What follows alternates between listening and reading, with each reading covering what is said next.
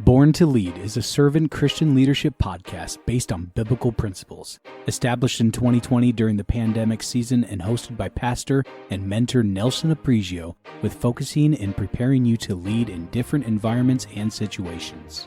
Apresio's main calling and life mission is to train the trainers and find the extraordinary among the ordinary. Let's go right across to the other side of the world and listen to Nelson Apresio on Brazilian nutraceutical opportunities. Yes, Nelson, please. Okay, good evening. Well, for Brazil, it's good morning. We are almost 9 o'clock, 9 hours before. I'm very happy to be here, ladies and gentlemen, and Kiki, thank you for the opportunity. I promise to be straight to the point. I know some of you are very tired, but I'm very excited after 25 hours traveling. So, why Brazil? First, because every time I travel, people ask me which state from Mumbai, from India I am from. So I think I'm kind of Indian and I don't know, because I don't know how to play soccer or how to sing samba. So I believe that I'm not a true Brazilian, but I'd like to talk about Brazil. And why is the Brazilian market so important for you guys? We are talking about a country with 200,000 people. It is a lot, yeah? 200 million people, and one person of each family take nutraceuticals. It means that the size of your market is for 50 million people, potential consumers in Brazil. And this is a market that we have focused on. You have a beverage, supplements, vitamins, and it's increasing because of aging. We are getting old. The Brazilian population is getting old. We used to have a family with 6, 7, 8, 9. My dad had 8 sons. My grandpa had 12. So I had 2. And my son wants to have a pet. That's different. And so we are getting small, yeah? And so this is a market that I invite you to know. We have only one language, that's Portuguese. It is not Portuguese from Portugal, that's a mess. It's another Portuguese, but we speak Portuguese and only that. So when you come to Brazil, for sure you're a foreigner, you'll be welcome. We love a foreigner. If you don't speak Portuguese, for sure you'll be welcome. You try to talk. If they don't understand you, they will do everything to communicate. If you have ever been in Brazil, you know what I'm telling about. They put you at site in front of the lane. They give you the best service. And they try to make you gesture to communicate. That's fantastic country. But this country consumes a lot. So I believe that it's a market that the potential size, when we see that, is $2.2 billion for nutraceuticals. It's getting bigger and bigger because we estimate that for coming 5, 7 years, we grow much more. Because we are getting old, our age is around, the average of our Brazilian age is around 36. And the expectative of life is 74 years old. Well, I'd like to go over 100. But the problem is that we need to change our habits of consuming. After COVID-19, a lot of things changed in Brazil. We became a country and people that are more focused to preserve their life. And because of that, we used to go to drugstores. Drugstores is everything. During the COVID-19, only 2 areas could be, or kind of stores could remain open. Supermarket was allowed to be open, and drugstores, and the gas station for sure. But all the other stores must be closed during the COVID-19. And both worked and served nutraceutical products, because nutraceutical products, some kind of nutraceuticals, are not registered and they are free to be sold as OTC. So who sells nutraceuticals? Drugstores. We are talking about a market that is around 20 billion sales and over 100,000 stores. It's huge. It's huge. If we have a headache, we go to the drugstores. If we have some panic, we go to drugstores. Everything we need, we go to drugstore. Bad news, we go to drugstore. Getting married, go to drugstores. And that's fantastic because usually the seller, the owner of drugstores, they know your family, they know you, and they give you what is not required to be described. This is a huge market. Let me show you how this is only the few brands that are making $20 billion in Brazil. In the past, they were like that, over the counter. It's over 25 years old. I wasn't born that time yet. No, kidding.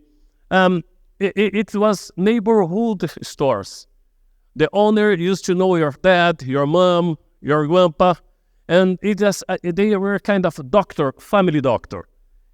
And after some years, it became like that. It's huge. Or this one. Or the another one. It's drugstores. Can you believe that? We are crazy for drugstores. We buy everything we need. Even food, chocolates, tablets, syrups, coffee, Brazilian nuts, and also drugstores. So you see that it's a market that if you are willing to start in Brazil, think about drugstores in Brazil. It's a market, a money machine for selling supplements. So, what's the other possibilities we have for Brazil?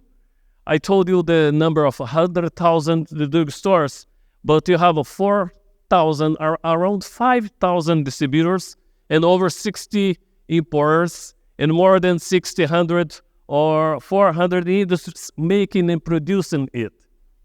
Someone asked me if Brazil is more local or global. We are both. We are both. We buy from local company, but we also like to import. Just the cost of a product is the more important. So when you think about selling to Brazil, consider the tax, consider all the supply chain costs, consider everything. In the end, what makes it sellable or not sellable is the price. Obviously, if your product is super quality or something like that, if you consider it, for example, there are products or raw material that does not exist in Brazil. Why Brazil? Because you have the Amazon first. I've never been in Amazon, okay? I know Amazon.com, but not the Amazon first. It's 5 hours from home. But it's a place to get some raw materials. So you have several ways to enter Brazil. You can sell product, you can make partnership with a Brazilian company, you can do both way, import and export. So why Brazil? Because Brazil is getting to be the lead. Sorry for the Mexican friends here, but Brazil is going to be the leader with Mexico of Latin America. It's better now, yeah? The Mexican friends were here talking about Brazil. Mexico is the gate of Latin America. I saw, let's talk about Brazil too. We are both the gates. Yeah, so you're fine. And going to the end, I promise to be very quick in this presentation. The major problem or roadblock that I saw in most of the presentation, Amit, was regulatory affairs. Everybody mentioned about it, regulatory affairs, labeling, some problems with legislation. Yes, Brazil is not different. You cannot sell everything there. First, you have to pay attention that registration is mandatory. Some items does not need to be registered, but need to be previously authorized. Otherwise, you send your container or your courier and you miss the product. So make sure you have someone, some agent, some consultants company preparing everything to import your raw material. Don't send products to Brazil because it will get lost unless you prepare everything for registration or health and sanitary department approval. Secondly, your company must have GMP and all the certificates, accreditation. We used to follow American in Europe as base for analysis. So if your product is sold in America or in Europe or even in Asia, if you sell to big retailers like Walmart, Costco, it's probably that your product will be more accepted when you put all paperwork to justify the registration. Secondly, or third, labeling. You have to do in Portuguese. Sorry, it's a complicated language. Even Brazilians make some confusion, but it's our language, and so we don't have English as international language, common language. English is only for business. Very few people speaks English. Okay, so it's not natural. We say Portuguese. We are a very big country with more than 25 states, but we speak Portuguese. And we don't speak Spanish, okay? And Argentina is not our capital. Most people ask us if Argentina, Buenos Aires is Brazil. No. Argentina is Argentina, please. We are friends. But you have to pay attention to the labeling. But secondly, label is the result of everything that was analyzed. Don't make much claim. The problem is that when you make your product and you put claim good for health or for mental health, let's say you get thin or you'll be more smart. Don't put such claim, because if you have a claim in your paperwork, in your label, you must prove it scientifically. And so the product will be retained in the harbor or in the airport. The claim is a problem. So watch out before doing claim. What I say is doing a very good labeling, very discreet, pointing out all the ingredients and making noise in the market size. In the market is a place that you have to make noise, but not in your labeling, because when you get to the sanitary analysis, they are very tough. Okay, and Brazil is a country of many changes. I took some notes here. We are now facing, we have the cultural and language barriers. So I told you before, but once you get there, people will try to do everything to help you get acquainted with Brazil. You have feijoada, samba, soccer, but Brazilians are the people that if you have an appointment with Brazilian and you say, I meet you 8 o'clock, you have to be specific, 8 o'clock morning or evening, or maybe 8 o'clock another day. Because we understand that, okay, 8 o'clock would be 80-20, 80-25, Don't get mad when you get in Brazil, have an appointment, and someone gets late. The traffic jam in Brazil in São Paulo is awesome. It's terrible, yeah? So, but when I came here, I felt home. So there's no problem with Brazil more. I saw a lot of motorcycle, 3 lanes and 5 lanes, 6 lanes, 1 lane. That's okay. Everybody's doing well, going to the same place. And secondly, logistically, Brazil is almost a continent as big as India. So try to have a great distribution partner in Brazil to do your logistics. If you have a great logistics, and I tell you, now we have a lot of company experiment and well prepared for logistics. It works well. And third, okay, I cannot talk about politics, okay, our instability or stability, but everybody has its problem. And we are now in transition. That's I prefer to say. We have some companies in Brazil that you know. Danone, that was here, Nestlé, Herbalife, they are there. They are multinational company, international company. They are doing a good job. They import products from China, from India, from Europe, from America. And also they have plants in Brazil. So Brazil is feasible. Brazil is scalable, is workable, is profitable. Go to Brazil, believe. Also, you have Amway. Natura is a Brazilian company, one of the largest. Sanofi, IFF. I just brought some companies to show you that the same companies that are established here or in China or in America are also doing great job in Brazil. If they are there, it's because the company is a land of prosperity and possibilities. And finally, I told you I was to be very fast. Why Brazil? We love foreigners. We are very receptive. And we consider Indian people as very intelligent, smart, and we respect them by IT. Yes, IT skills and also healthcare and medicine. If we have a product made by India and if it's something related to healthcare, it's okay. Or IT, it's okay. So your country is a marketing itself. Made in India in Brazil works well. If you have some capsules, products, it's made in India, it's good. So the last one, how to reach us. Pharmacy and drugstores I showed you right now.